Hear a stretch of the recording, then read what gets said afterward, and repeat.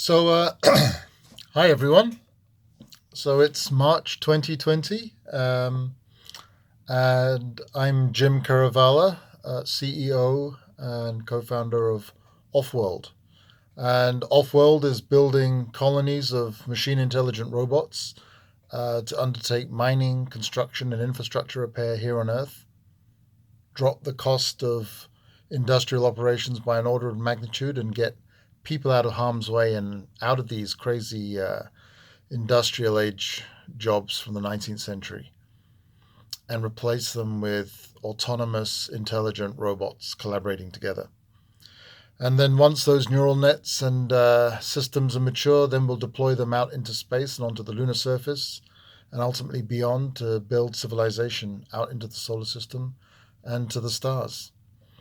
So I'm just going to share a few words, I guess, around this moment. What is perhaps our destiny in space? What is our destiny here? And how significant is the impact of this great global pandemic that we are experiencing right now?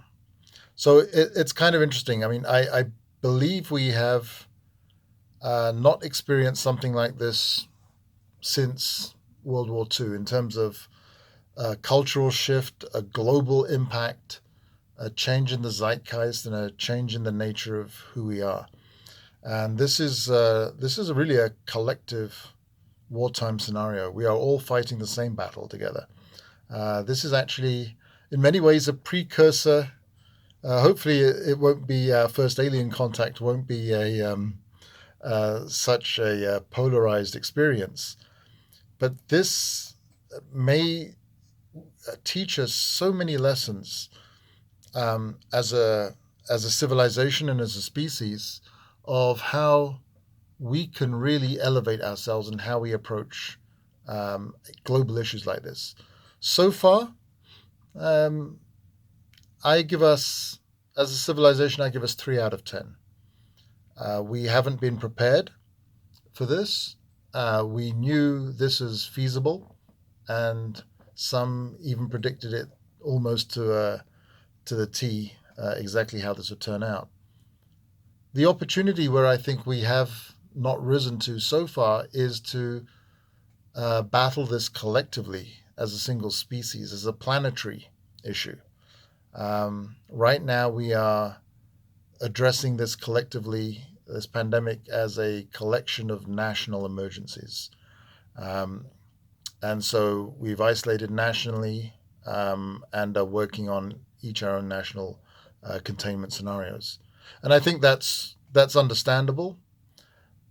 But I hope as we come out of this crisis and reflect on the lessons learned, we can really look to see where we can connect together, where we can build together, and how we can collectively address global issues. This is maybe a training ground for us to tackle climate change. Maybe it's a training ground for us to consider how we reflect upon our cultural reaction and responses in the face of a collective adversary or a collective entity. In many ways, this is an alien. This is an alien species.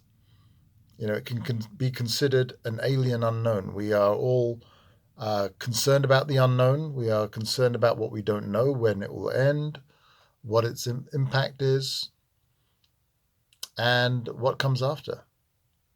Many of the same questions we might ask as a species and a civilization.